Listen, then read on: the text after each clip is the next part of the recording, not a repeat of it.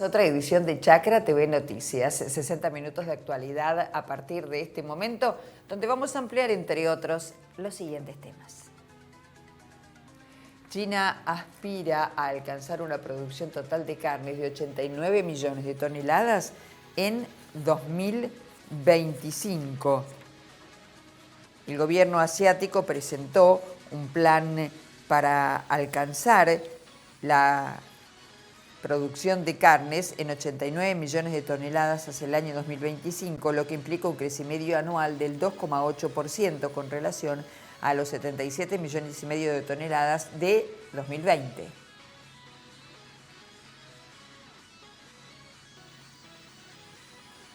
Más de 10.000 hectáreas forestales se quemaron en los incendios de Corrientes. Un documento de la Sociedad Rural Argentina alertó en relación a la producción forestal que, según estimaciones oficiales, se quemaron ya más de 10.000 hectáreas.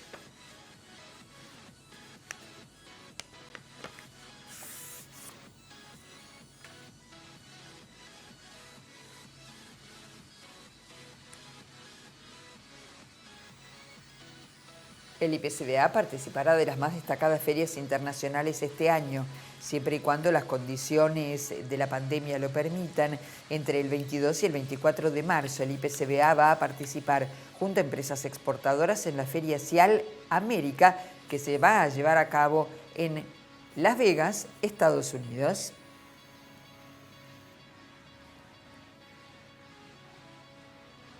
Pronóstico climático para los próximos días con datos del Servicio Meteorológico Nacional. Para este jueves, chaparrones, 21 grados la mínima, 25 la máxima.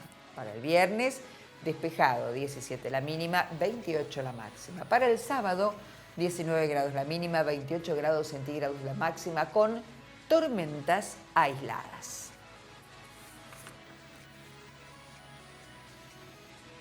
China aspira a producir más ganado, a producir más carne, y en tal sentido señaló que tiene un plan hacia el año 2025. Este plan quinquenal apunta a modernizar la agricultura y, por otra parte, a alcanzar una producción de carne de 89 millones de toneladas. Esto implicaría un crecimiento medio anual del 2,8%. Según la presentación, la producción de carne de cerdo se mantendrá estable en torno a los 55 millones de toneladas, la de ave tendría que alcanzar los 22 millones de toneladas, la de vacuno 6.800.000 toneladas y la de cordero 5 millones de toneladas. Algunos expertos dudan que China necesite 55 millones de toneladas de carne de cerdo en el futuro, ya que más consumidores se inclinan por otro tipo de proteína animal, como por ejemplo el pollo y la carne vacuna.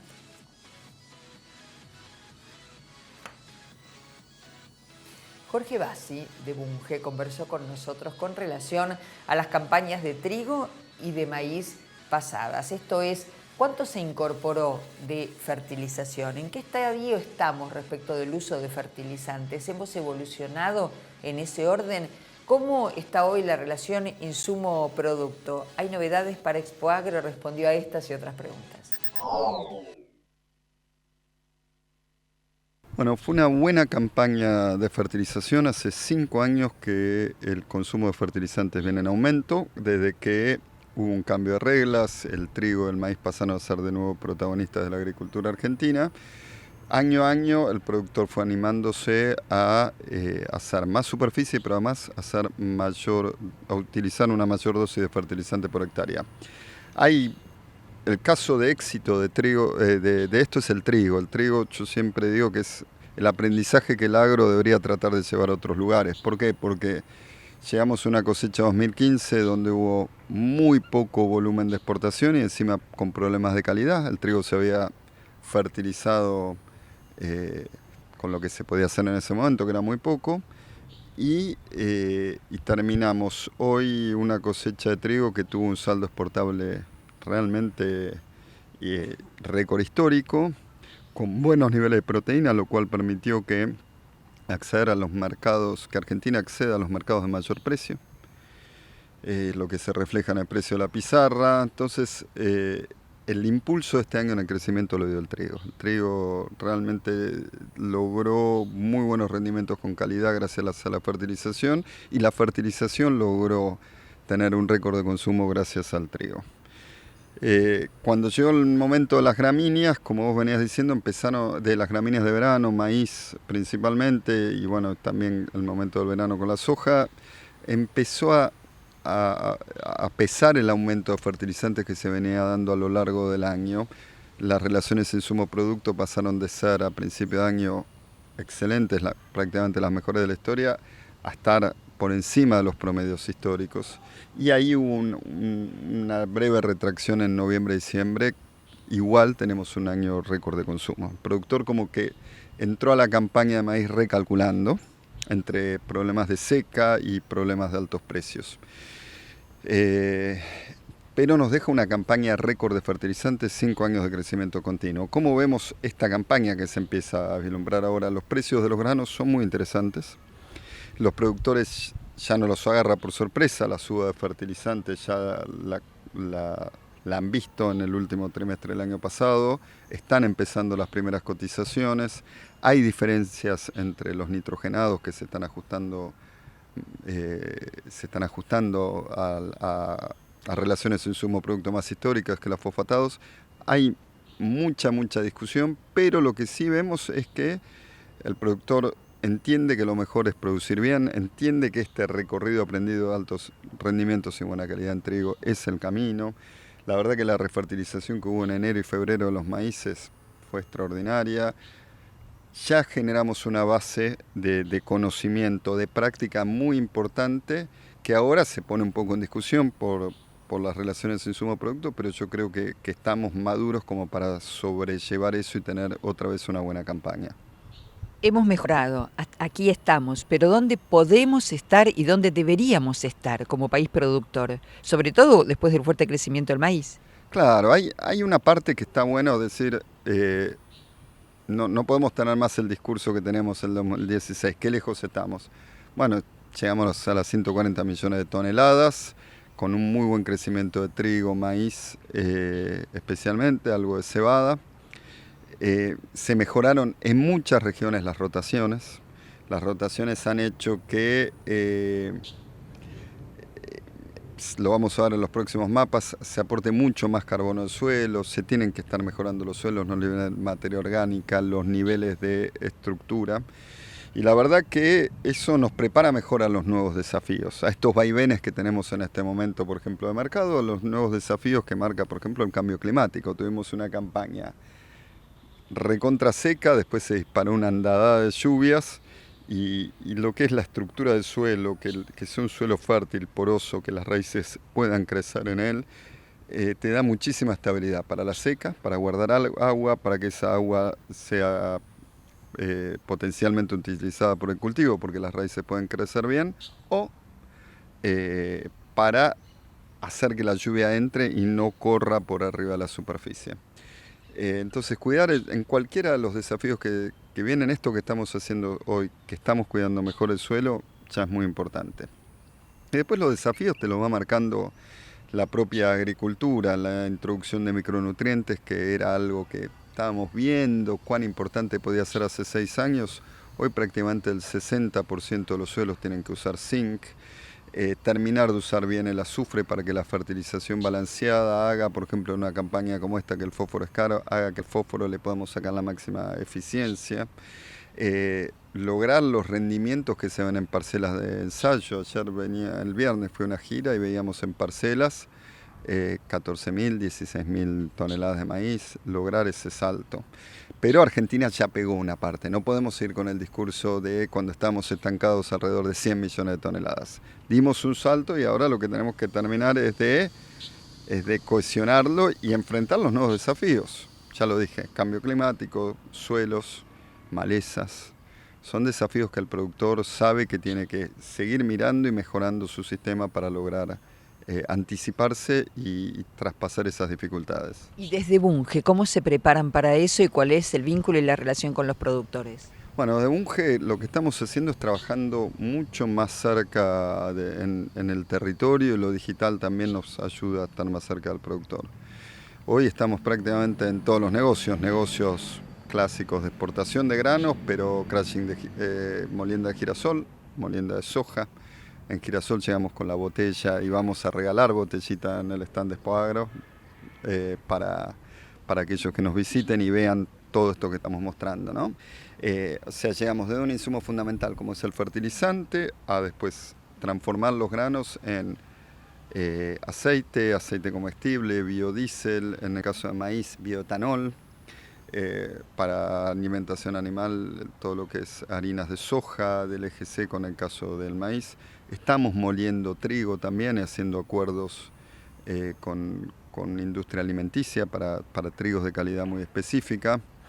Y todas esas son ventanas de negocios que nos acercan mucho al productor y que nos obligan a estar a la vez nosotros muy cerca y muy al servicio de lo que el productor necesita.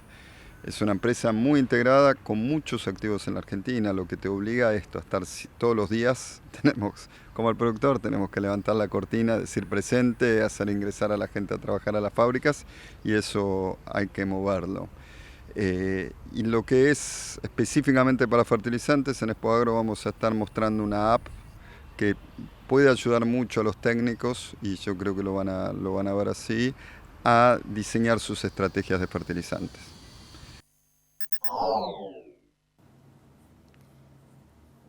Vamos a mostrarte ahora algunas de las tareas que desarrolla el máximo organismo sanitario nacional, el SENASA, en la provincia de Santa Fe.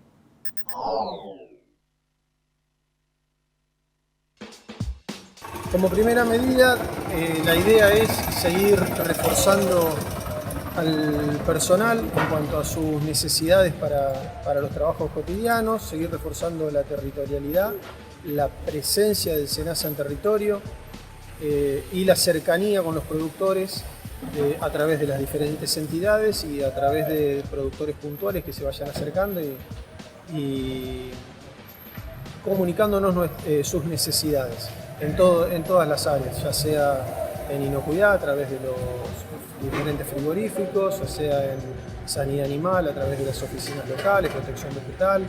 Hoy estamos justamente en el mercado visitando, tuvimos una reunión muy interesante con el director, Carlos Otrino. Tuvimos algunos intercambios muy positivos de trabajo y bueno, esa básicamente es el lineamiento, seguir trabajando también con el tema de que los insumos lleguen bien a todos los puntos de la provincia, tratar de seguir recuperando la flota de vehículos y básicamente con eso vamos a llegar a lograr la presencialidad que queremos del SENASA en el territorio. Venimos de trabajar en conjunto con el Banco de Alimentos de Santa Fe y además seguimos en contacto, por supuesto, con colegios médicos veterinarios, con el Ministerio de la Producción y demás entidades, CARFE, CAFRISA. Con todas esas entidades tenemos un diálogo muy fluido y una comunicación permanente. Y bueno, es lo que consideramos que es la clave para poder llegar a todos los rincones de la provincia con presencia del SENASA fuerte.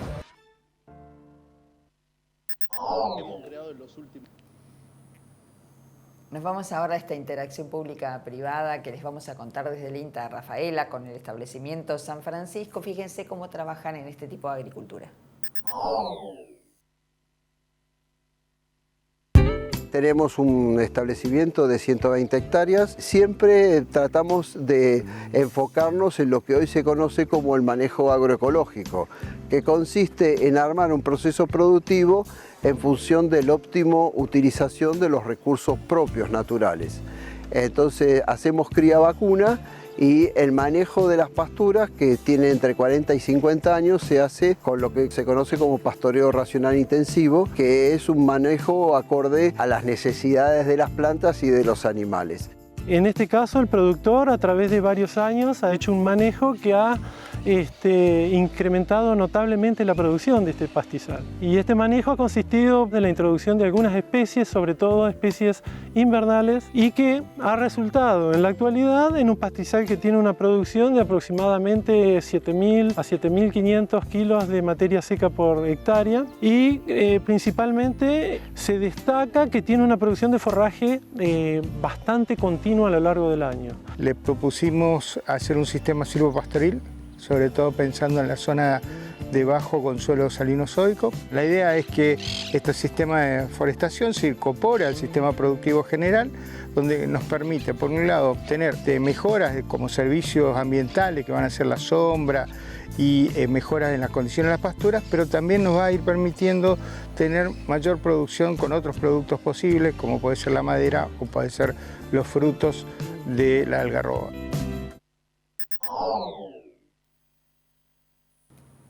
En Río Negro la ganadería está teniendo un crecimiento ininterrumpido, lo dijo el ministro de la Producción de esa provincia. Pude recorrer la rural entera sin el contexto de lluvia, que bueno, que estamos celebrando en realidad esta lluvia porque gran parte de esta actividad depende pura y exclusivamente de la pluviometría, que realmente ha sido crítica ya de hace algunos años y principalmente este año, con una sequía importante, así que bueno, es un motivo de celebración más allá de la complejidad que le da la recorrida, pero lo que seguimos viendo es un esfuerzo muy grande, principalmente la rural, de recuperar este ámbito que se había perdido y que es volver a la familia a la actividad agropecuaria, mostrarle las actividades por dentro, esto de familiarizar todo el trabajo que hay día a día en el campo, en la ruralidad, porque a veces uno ve la lana o la carne como algo completamente natural y me parece que por ahí no hay que naturalizarlo, sino hay que realmente poner en valor todo lo que es la cadena, el esfuerzo, la cantidad de gente que interviene en una actividad económica como esta. La sociedad rural haciendo ese enorme esfuerzo y por otro lado los productores que uno va viendo también como han hecho toda esta reconversión genética, ver hoy realmente carneros de punta en todas las rurales que recorremos en la provincia, también a uno lo llenan de orgullo de saber que hay una fuerte inversión a una actividad que a veces desde la urbanización se lo ve como algo ya prácticamente en extinción, pero cuando uno recorre la provincia se da cuenta que es una actividad muy pujante, con mucha fuerza, con mucho movimiento económico y que lo que se tiene que seguir generando es más arraigo, ¿no? Esto que decía la gobernadora, de mantener la ruralidad, la tenencia de los campos, trabajar fuertemente para que esa ruralidad no solo se mantenga, sino que crezca. Principalmente este de la tierra de la ley que va a promover la gobernadora a partir del inicio de sesiones legislativas, me parece que no es un tema menor. Creo que viene a resolver una problemática histórica que tenemos inclusive en que en la no regularización de la tierra muchas veces nos cuesta inclusive acompañar al productor, porque para darle un crédito tenemos que tener esa tenencia inclusive, o para darle un acompañamiento dentro de las comunidades también es necesaria esa tenencia. Así que esto viene a solucionarlo, más allá de las líneas de financiamiento históricas, el fortalecimiento de forraje, lo que ya viene trabajando la provincia. Pero sí me parece que tenemos que tener mirada de mediano plazo a partir de esta política de cambio climático que ya hoy realmente no tenemos alternativa de mirarla y trabajarla como algo estructural, ya no como esa emergencia que nos toca, la nevada que nos toca o la sequía que nos toca, sino es algo estructural que vamos a tener que tener una política de Estado mucho más activa sobre ese tipo de temática y me parece que ya el productor lo vivió en carne propia mucho más fuerte y creo que hoy está dispuesto a trabajar en una mesa conformada por todas las patas, y esto es el Estado, la parte pública, los productores, los municipios, el INTA, SENASA, absolutamente todos, tratando de no quedar con una coyuntura eterna, sino con una mirada más de mediano plazo. Un federalismo concertado. Les contamos ahora sobre una experiencia de elaboración de leche fortificada en base a algarroba. Nutrifor elabora productos hechos con harina de algarroba de producción local. La producción creció con el paso del tiempo y brinda fuentes de trabajo a más de 150 familias de diferentes comunidades aborígenes y criollas que participan de la cosecha. Al final del proceso, la empresa Alimentos Nutritivos Formosa adquiere estos productos para su posterior elaboración y distribución a través de los programas sociales. En los últimos 4 años, la producción de harina de algarroba creció, logrando una cosecha de 2.250 kilos, donde participan, como te mencionaba antes, más de 150 familias. ¿Cómo es el proceso de producción? En primer lugar, las familias de la zona se abocan a la cosecha de la chaucha y se caracterizan por ser un gran grupo de mujeres que desde el mes de octubre comenzaron con la recolección. Conocen con profundidad todo lo que concierne a la cosecha, los lugares específicos y la búsqueda de los algarrobales más grandes y dulces. Luego de contar con las chauchas, otro grupo de personas realizan el proceso de selección y se encargan de armar los secaderos que se colocan a 1 metro de altura con media sombra y se preparan de esta forma los nylon para cubrir en caso de lluvia. Una vez que está lista la chaucha en los primeros 15 días que se cuenta con buen sol, se puede proceder a la molienda. En esta etapa hay otro tercer grupo de personas que trabaja con 2 molinos chicos y trituran la chaucha hasta obtener la semilla. Esta es la etapa del proceso donde se crean puestos de trabajo en la sala de molienda a 15 personas que trabajan con muchísimo empeño. La producción de la harina de algarroba conlleva un proceso de cosecha, almacenamiento, selección y secado de la chaucha. Luego se hace la limpieza, el lavado, la molienda y el tamizado para envasar. A esta acción, los productores consideran como un gran logro porque ya en el quebracho se incorpora el agregado de valor a este producto ancestral de mucho valor nutricional. En principio se compraron aproximadamente 5.500 kilos de chaucha y se logró una enorme producción de harina fina de algarroba.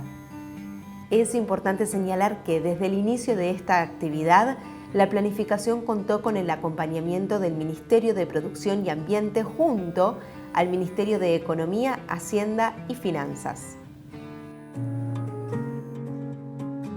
Le voy a comentar cómo se elabora la leche con algarroba fortificada con vitamina C, vitamina del complejo B y zinc. Sería prácticamente como simular una leche chocolatada, ya que tiene casi el mismo sabor, casi las mismas propiedades que un cacao, pero más saludable. Ingresa la materia prima, que en este caso la algarroba, viene a la planta de esta manera, en 2 envases. De esa manera se evita que haya una contaminación por el exterior. Hay un área que se llama control de calidad, que se encarga de observar cómo viene, si viene de manera óptima el producto, pasa recién al área de elaboración. En la planta alta se realiza la formulación del producto, pasa a la planta baja a donde se produce el envasado y finalmente se toma una muestra y pasa nuevamente al laboratorio. Si el resultado fue óptimo, sale al consumidor final.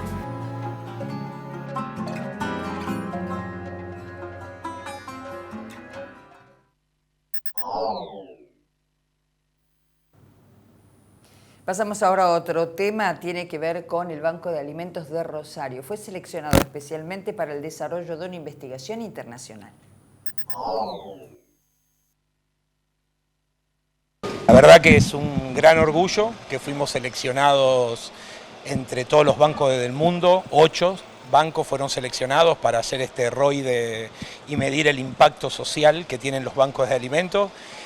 Con un mapeo de todas las organizaciones. Nosotros aparte también hicimos un poquito de trampa porque en realidad lo que hacemos, vamos a mapear todas las organizaciones que fueron en Contagiemos Solidaridad. O sea que vamos a tener todo un trabajo de territorio de toda la región, todo Rosario, y no únicamente las 330 organizaciones que están trabajando en este momento con el banco. La idea es tener precisamente un detalle minucioso de cómo este tipo de acciones llegan a los que más lo necesitan, ¿no? De qué manera, con qué celeridad, con qué cobertura, como mencionaban ustedes. Claro, en realidad este es un estudio para ver el impacto que tiene, ¿no? O sea, cada peso, cómo impacta la inversión. Lo lógico es que uno compra un peso de comida y entrega un peso de comida. Bueno, nosotros los bancos de alimentos en realidad potenciamos eso, porque como trabajamos con el recupero, con el no desperdicio, muchas veces un peso son 4 pesos. Entonces por eso es lo que medimos y también se hace todo el mapeo de cómo se llega a las organizaciones sociales y a cuántas personas estamos asistiendo. Han sido 2 años muy duros, muy difíciles, ¿no? Y ustedes tuvieron dentro de muchas organizaciones intermedias un rol fundamental en pandemia.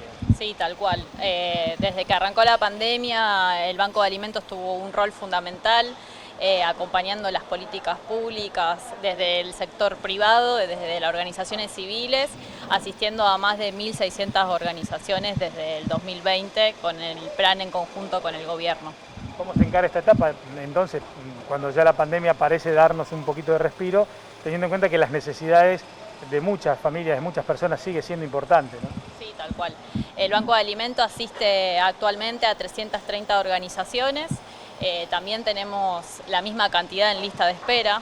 Obviamente eso se debe a que el volumen de donaciones no da abasto para asistir a todas las organizaciones que realmente lo requieran. Pero bueno, la idea es incorporarla a todas y tratar de buscar más donaciones para llegar a más organizaciones.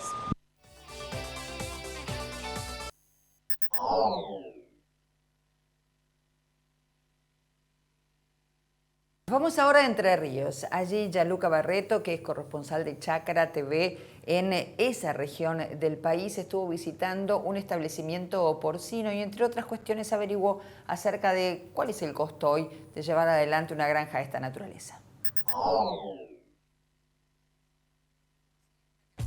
Seguimos en la zona de Lucasur, cercanías de Villaguay, donde hablamos con la familia Rugier sobre el proceso de engorde, el proceso de crianza de los cerdos y cómo se lleva al mercado y a cuánto quilaje.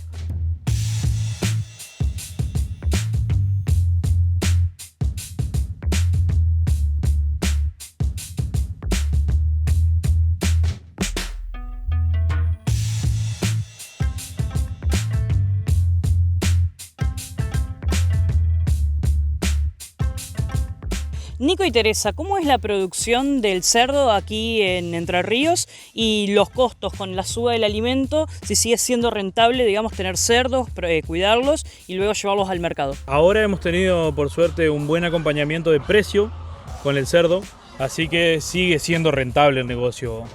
Hubo momentos donde bajó bastante la rentabilidad, te diría casi al punto de ser nula, pero ahora ha acompañado bastante, por suerte, el crecimiento de precio, acompañando, así que es rentable, todavía es rentable con los precios del cereal.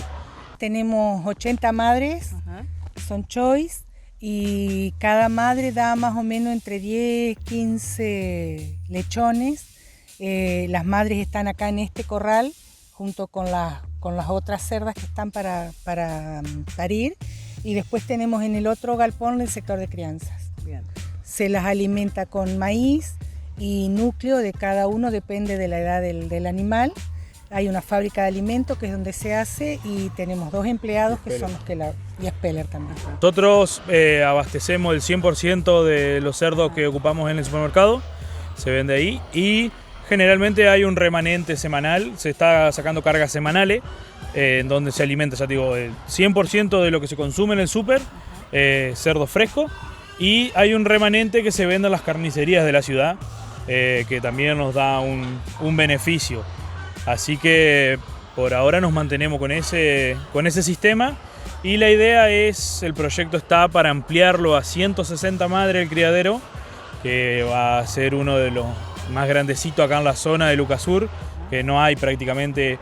En la zona de Villaguay hay bastantes criaderos, pero en la zona de Lucasur no hay criaderos casi. Y como el proyecto es de ampliarlo a 160 madres para abastecer toda la zona de Villaguay, no solo las carnicerías de la ciudad, y empezar con un poco de corte para envasar al vacío, para vender en los locales, los comercios más chicos. ¿Cómo es el proceso al lugar a donde lo van adaptando aquí en los galpones? Mira, acá el sistema que se usa es de confinado 100%, donde la madre gesta en una jaula. Luego, cuando está por parir, a 2 semanas aproximadamente de parir, se la lleva a otra jaula con más lugar para que tenga los lechones y se llaman parideras, donde evita que la cerda aplaste el lechón, así reduciendo las pérdidas también. Y ahí se crían 21 días aproximadamente. Después el lechón se desteta y se lleva a la zona de destete, que es un corral, a donde están todos los lechones destetados de la misma cerda. Acá se trabaja con sistemas cada 21 días, cada vez que se destetan 8 o 10 madres, depende cómo se haya logrado la inseminación. Se destetan de 8 a 10 madres, destetando más o menos un promedio de entre 90 y 100 lechones de todas las madres.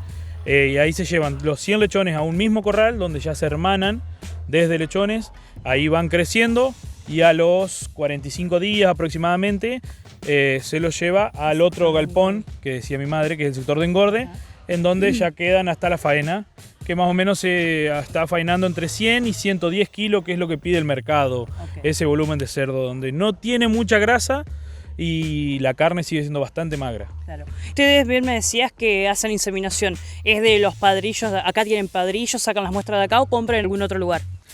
No, acá hay padrillos sí, pero es solamente para recelar, que significa que es para detectar el celo en la cerda, se lo pasea y después se usa semen de centros de inseminación de acá de la zona, que ellos se dedican a extraer y ya te venden la dosis, todo, ¿viste?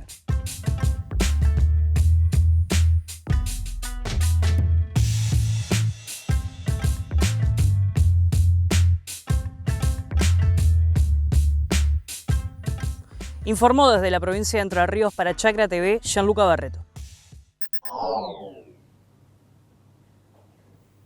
Hacemos aquí una pausa en la información, enseguida volvemos.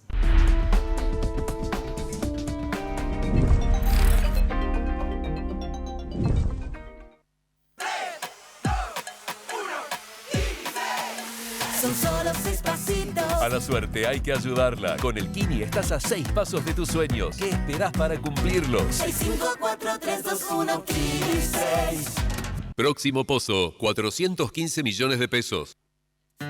Sabemos muy bien el esfuerzo que hacen miles de argentinos que trabajan e invierten en nuestra tierra. Y queremos estar ahí para acompañar e impulsar su negocio, haciendo que su día a día sea más fácil. Si el campo evoluciona, evolucionamos todos. Galicia, siempre junto al campo. ¿Sabías que la producción ganadera argentina reduce de manera natural la emisión de gases de efecto invernadero?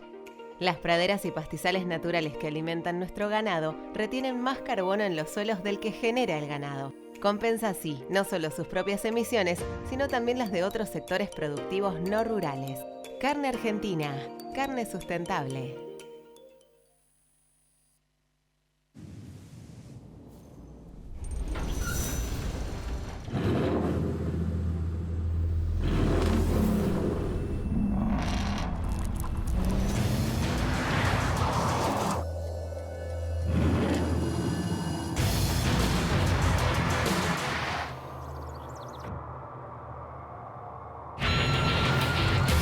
Amarok V6, la más indomable de las Amaroks.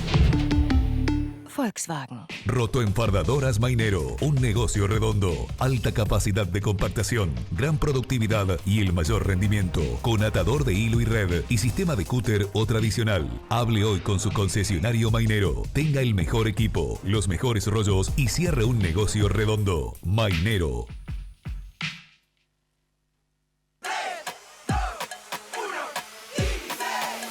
Son solo 6 pasitos. A la suerte hay que ayudarla. Con el Kini estás a 6 pasos de tus sueños. ¿Qué esperás para cumplirlos? 6, 5, 4, 3, 2, 1, Kini 6. Próximo pozo, 415 millones de pesos.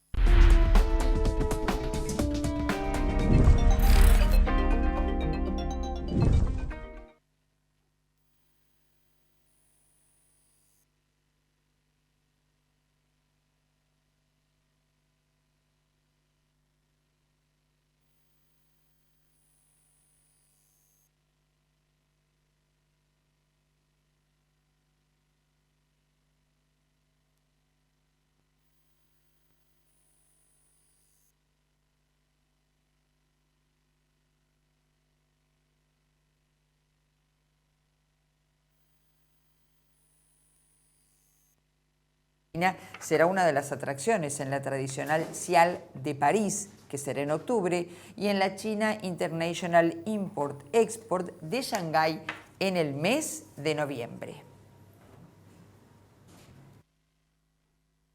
Seguimos con más información. En este caso nos vamos a ir hacia la provincia de Tucumán. Allí estuvo visitando la provincia Jorge Argüello, quien es el embajador argentino en los Estados Unidos, acompañado por el jefe de gabinete, Juan Mansur, donde estuvieron recorriendo varias empresas. Según el embajador, la provincia de Tucumán tiene un potencial enorme para poder aumentar sus exportaciones rumbo a los Estados Unidos.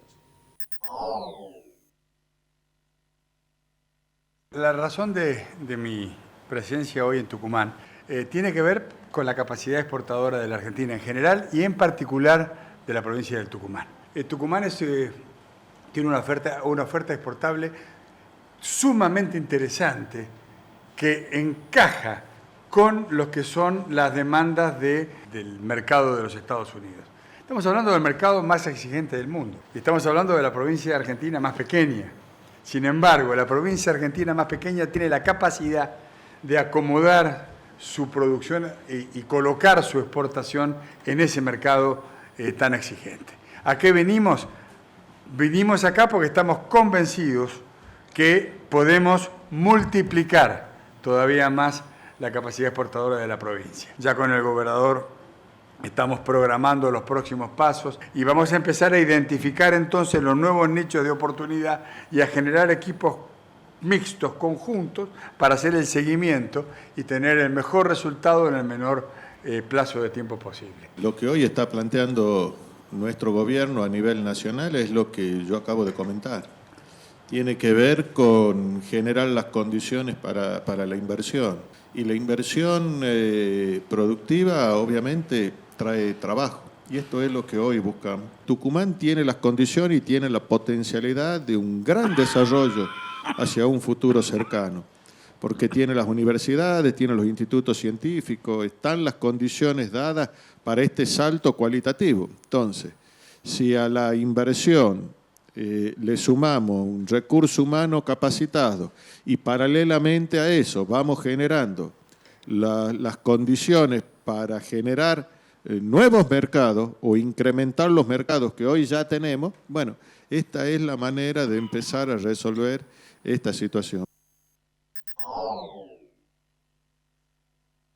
Y de Tucumán nos vamos hacia la zona de Junín, porque allí el distrito sigue realizando los trabajos que tienen que ver con la fumigación. Estuvimos haciendo trabajos de fumigación en los pueblos, porque bueno, este mosquito aparece en esta época que comenzó a llover, y la característica de este mosquito, que es el Aedes albifasciatus, es conocido también como mosquito charquero, deposita sus huevos principalmente en zonas inundables, en zonas donde están charcos secos, en los bordes de los charcos, en el barro. Entonces el huevo puede permanecer ahí latente meses, muchos meses. Entonces, ante la aparición de lluvias, el charco o estas zonas inundables se inundan, mojan a este huevo y en 24 horas eclosionan, y fue esta invasión de mosquitos que estuvimos viendo esta última semana y ahora que está amainando un poquito más. Dura más o menos en el ambiente este mosquito alrededor de 2 semanas. Así que, bueno, nada, se va a ir tranquilizando toda la situación. No obstante, este mosquito no es tan citadino, es de zona rural, de la zona periferia, pero bueno, también pueden estar en los domicilios. Preferentemente no elige estar dentro de las casas, pero bueno, se sugiere igualmente usar mosquiteros, tabletas, ¿no? Repelente para la gente también para uso cotidiano, sobre todo durante el día, porque también tiene hábitos diurnos, a diferencia del Aedes aegypti, que tiene otros hábitos, es más a la primera hora de la mañana o a últimas horas de la tarde.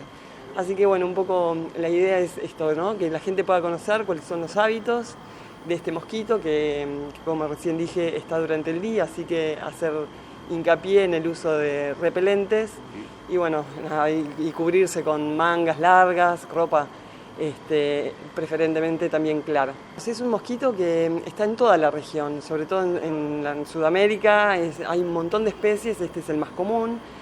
Junto con el Aedes. A diferencia del Aedes, justamente este mosquito en este momento no reviste importancia sanitaria en la región, ¿no?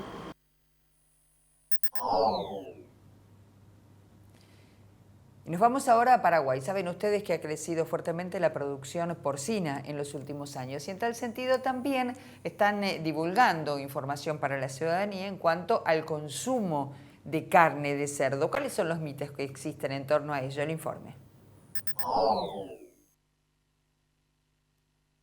En la sociedad paraguaya hace muchos años, desde nuestros abuelos, está instalado y arraigado muy fuertemente los mitos que convierten o que hacen de que la negociación de la carne porcina también esté frenada, ¿verdad? Se hablan muchas cosas, incluso diríamos fuera de lugar con respecto a lo que es realmente el consumo de la carne de cerdo.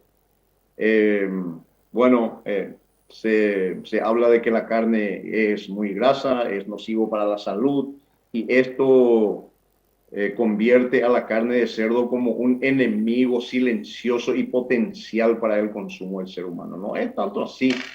La carne de cerdo ofrece un buen aporte nutricional, además está clasificada como carne magra.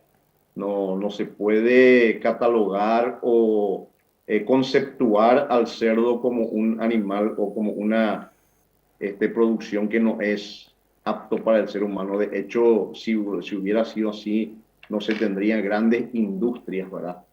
Y bueno, además de eso, está instalado que la carne de cerdo es una carne muy especial y que tiene un costo muy elevado. De hecho, sabemos que la carne de cerdo, el consumo de la carne de cerdo está más instalada en la sociedad en épocas de fiestas, porque se supone que el paraguayo está reservándose para esos tiempos, ¿verdad? Y nosotros sabemos, no hace falta ni hacer demasiado análisis con respecto a eso.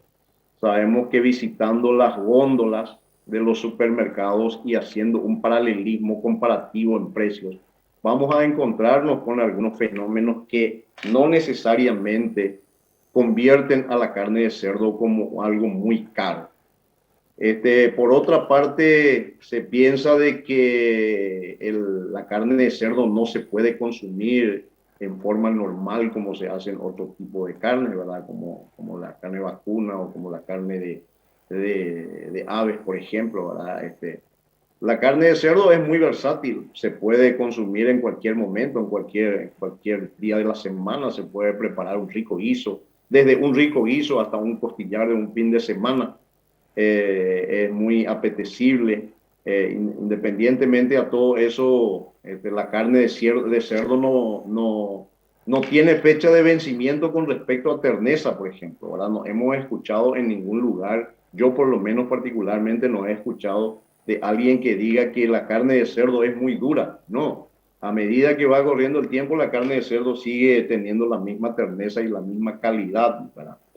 Independientemente a todo eso, convengamos de que la carne de cerdo es muy fácil de manejar.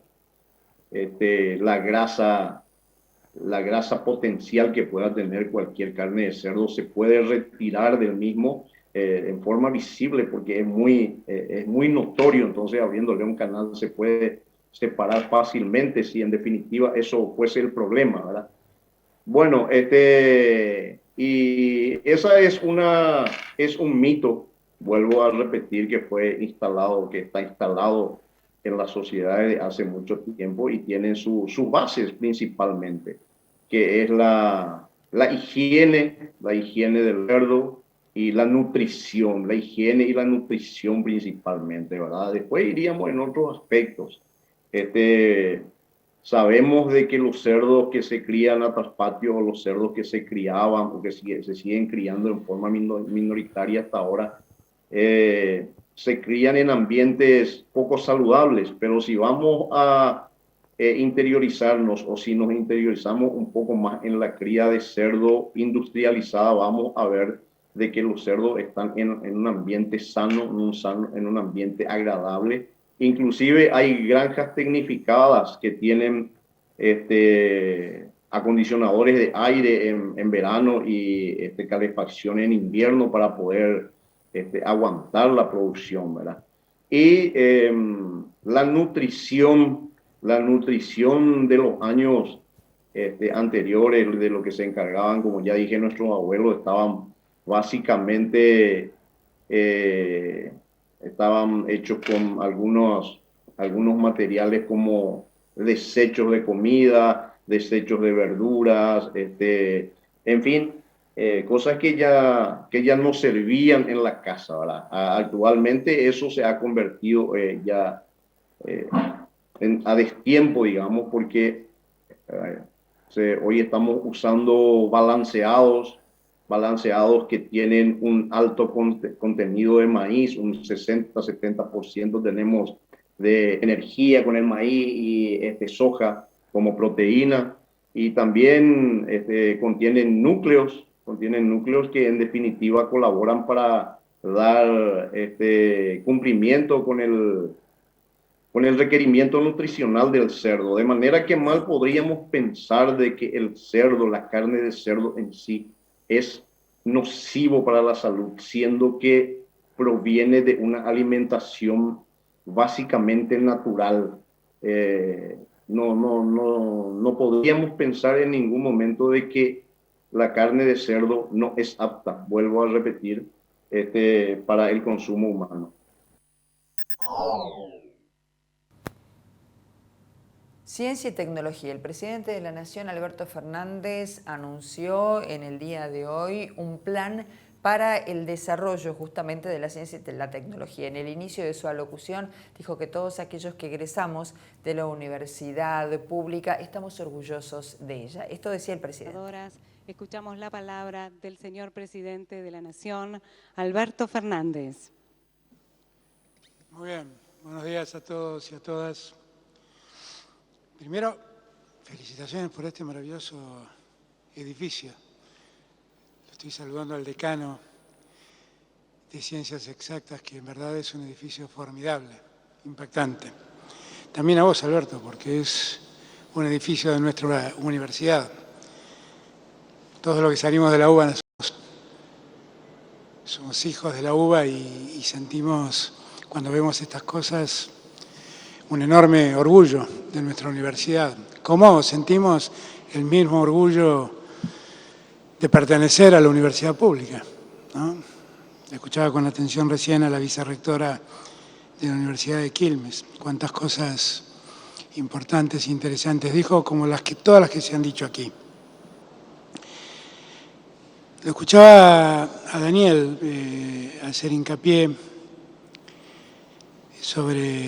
y también a la vicerrectora sobre cómo hemos puesto en valor a la ciencia y la tecnología. La conté alguna vez, para algunos será una historia repetida, pero voy a contarlo una vez más. Estábamos con Néstor allá en el 2003 tratando de cerrar el gabinete, y yo era legislador de la Ciudad de Buenos Aires. Y le dije, mirá, ahí en la Ciudad de Buenos Aires hay un ministro de Educación que dice, me parece que pinta bien, que podríamos convocarlo. ¿Lo conocés? Mirá, no lo conozco por lo que hace. Y la verdad está haciendo cosas muy interesantes. Y bueno, llámalo, me dijo. Y entonces un día lo llamo a Daniel, que para entonces era candidato a vicejefe de gobierno de la Ciudad de Buenos Aires. Y lo convoco a tomar un café en Santa Fe Coronel Díaz, en un bar de Santa Fe Coronel Díaz. Y allí llegó Daniel, a quien por primera vez le hablaba. Y entonces le dije, mirá Daniel, estamos necesitando pensar quién se va a hacer cargo de la cartera de educación que tenía en ese momento Ciencia y Tecnología bajo su órbita. Y yo creo que vos sos la persona indicada. Pero vos tenés que hacerte cargo. Veníamos de un tiempo muy difícil, tan difícil que nosotros asumimos con un paro docente en Entre Ríos y en San Juan que llevaba meses sin resolverse. Entonces lo traté de convencer a Daniel de que fuera ministro de Educación. Y en un momento Daniel, que era muy escéptico a mi propuesta, me hizo la pregunta que casi me deja sin respuesta. Me hizo la pregunta que casi me deja sin respuesta. Me dijo, pero escúchame, Alberto, ¿vos conoces algún ministro de Educación que haya salido bien parado en este país? Claro, y me quedé yo. Pero como no me iba a ganar la discusión, le dije, sí, Sarmiento. Entonces me dijo, pero eso fue en el siglo pasado. Bueno, vos vas a ser el Sarmiento del siglo XX y del siglo XXI. Y entonces, yo admito que fue una osadía absoluta la mía, fue una osadía absoluta. Pero ¿por qué se lo dije con tanta certeza? Porque yo sabía cómo pensaba Néstor. Sabía cuánto Néstor creía en la importancia de la educación. Sabía toda la importancia que íbamos a poner, toda la atención que le íbamos a poner a la educación, al desarrollo de la ciencia y al desarrollo de la tecnología. No me equivoqué, Daniel, no te mentí. No sé si vas a ser Sarmiento, eso no te lo puedo garantizar. Pero lo que sí te digo es que has sido parte de gobiernos que creen que el futuro está en la educación, en el conocimiento, en el desarrollo de la ciencia y en el desarrollo de la tecnología. Que las sociedades ricas hoy en día no se miden por la cantidad de petróleo, por la cantidad de oro, por la cantidad de gas que tienen, se miden por lo que saben y conocen. Y que por lo tanto no hay dinero mejor invertido pensando en la sociedad que el dinero que se invierte en educación, en ciencia y en tecnología. ¿Y por qué lo creo? Nosotros, que somos peronistas, como peronistas que somos desarrollistas. A nosotros no nos interesa el crecimiento, nos interesa el desarrollo, son dos cosas distintas. Bien lo dijo recién Daniel. Porque crecer supone mejorar los números, y yo veo crecer muchas economías, pero no veo desarrollar sociedades, que son dos cosas distintas. Nosotros lo que necesitamos es hacer que detrás de esos números que muestran crecimiento, venga detrás un desarrollo real de nuestras sociedades. Desarrollo real es todo lo que dijo la vicerrectora recién y lo que repitió Daniel y lo que antes dijo Fernando. Desarrollo real es no que crezca el centro del país, es que crezca la Argentina. Desarrollo real no es que solo invirtamos en la ciudad capital de la Argentina, es que invirtamos en toda la Argentina. Eso es desarrollo real. Porque que el desarrollo se dé en el puerto y el norte quede olvidado, eso no es desarrollo. Será crecimiento para algunos, pero no es desarrollo. Y como siempre digo, nuestro principal objetivo debe ser que quien nazca en cualquier lugar de la Argentina tenga en el mismo lugar donde nació la posibilidad de educarse, de encontrar trabajo, de desarrollarse, de hacer su familia, de vivir feliz en ese lugar, de contar con las posibilidades necesarias para poder lograr sus objetivos y que un día se muera feliz después de haber vivido en el mismo lugar donde nació. Eso es lo que debemos hacer. Eso es el federalismo. Ese es el desarrollo que debemos hacer. Eso es lo que debemos generar. No es otra cosa. Ahora, la desigualdad en Argentina es enorme. Enorme. Acá está mi querido amigo Gildo. Conozco su trabajo. Es un trabajo inmenso. En una provincia que después de la deforestación le costó mucho recuperarse y le cuesta mucho recuperarse. Y se recupera porque el Estado está siempre presente, al lado de los que necesitan. Los que necesitan no son solo los que están atrapados en la pobreza. Son también las pequeñas y medianas empresas que pueden producir y dar trabajo.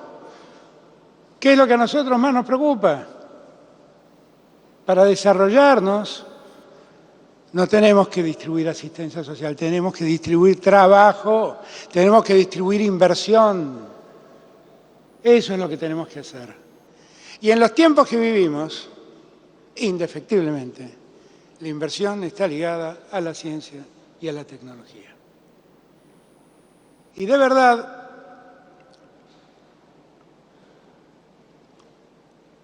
aprovecho para recordar a Susana Torrado, a quien conocí y trabajé, que ha fallecido en estos días y que fue muy maltratada. Y en su memoria reivindico a todos los científicos y científicas que tiene la Argentina. Las he visto trabajar en la pandemia, los he visto trabajar en la pandemia, los he visto arriesgarse poniéndole el cuerpo a un virus desconocido que por entonces no teníamos remedio para enfrentar.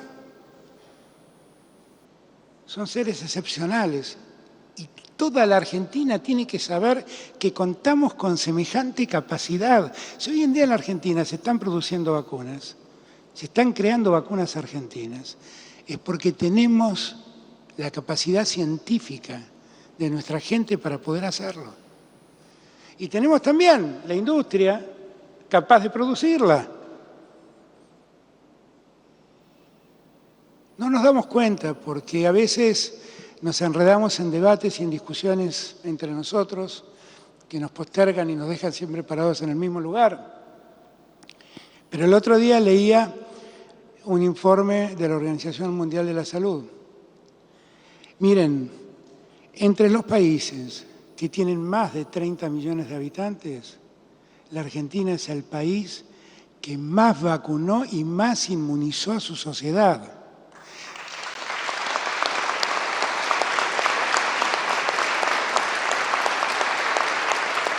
Y ese es un logro colectivo de todos nosotros, de los que trabajamos por producir la vacuna, por traer la vacuna del exterior, por aplicarla y por los argentinos que no escucharon las voces que le decían eso es veneno y se brindaron a inmunizarse. Ese es un logro colectivo. Y a mí me hace muy feliz encabezar esa tabla de posiciones. Me hace muy feliz, porque gracias a eso podemos seguir con el trabajo, podemos seguir produciendo, el empleo crece, las empresas no se detienen, la obra pública no se detiene. A veces, cuando empezamos a hablar entre nosotros, decimos, bueno, claro, la pandemia tuvo 2 años parados. 2 años parados. 2 años parados. El otro día fui a Mar de Ajó, toda mi vida de chico, porque mis padres me llevaban a veranear allá, veraneaba en Cariló, después de adolescente, como era medio hippie, me iba a tocar la guitarra a Villa Gesell. Entonces, toda mi vida padecí el regreso a Buenos Aires por la Ruta 11 hasta la esquina de Croto y ahí doblar hasta Dolores, hasta poder encontrarme con la Ruta 2 en mejores condiciones. Y cuando vi lo que es la Ruta 11 hoy y lo que es la Ruta 56 hoy, y darme cuenta que hoy se llega por autovía a Gesell y a Pinamar, y que en los 4 años que me precedieron a la llegada al gobierno se hicieron, creo que 17 kilómetros, y nosotros hicimos en medio de la pandemia 158 kilómetros de autovía. Nos detuvimos en la pandemia. Mire, nadie se detuvo, no se detuvieron los científicos, no se detuvo la obra pública, no se detuvo la construcción de colegios, no se detuvo absolutamente nada de lo que era poner en pie la Argentina. Lo que ocurrió es que había algo más importante que era cuidar la salud de los argentinos. Y eso ocupó nuestra atención, pero no nos detuvo. No nos detuvo. No nos detuvo. Por eso, en el año que sufrimos el ingreso de la variación de la variante Delta, que fue la más trágica, la que más vida se llevó, en ese mismo año nosotros crecimos más del 10%. ¿Cómo que nos detuvo la pandemia? Miren, la pandemia poco a poco será un capítulo de nuestras vidas. Nosotros, sin habernos dado cuenta, somos sobrevivientes de una pandemia que se llevó cientos de miles de vidas, millones de vidas en el mundo. Como sobrevivientes que somos, tenemos el deber moral de hacer algo mejor. Tenemos el deber moral de construir una sociedad más justa. Tenemos el deber moral de terminar con las inequidades. Tenemos el deber moral de igualar a todos los géneros. A veces leo en los diarios, qué ridículo el presidente, manda un instructivo para que sus ministros respeten el género. Claro.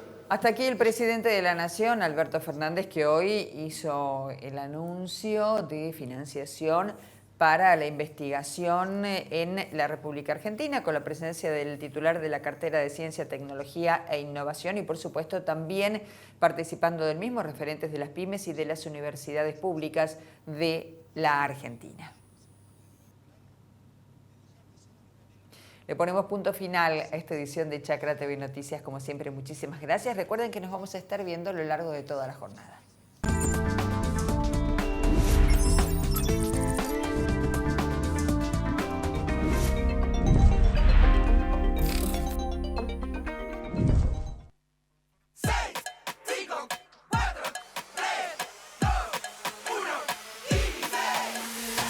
solo 6 pasitos. Kini 6, 6, 5, 4, 3, 2, 1, Kini 6. Son solo 6 pasitos. A la suerte hay que ayudarla. Con el Kini estás a 6 pasos de tus sueños. ¿Qué esperás para cumplirlos? 6, 5, 4, 3, 2, 1, Kini 6.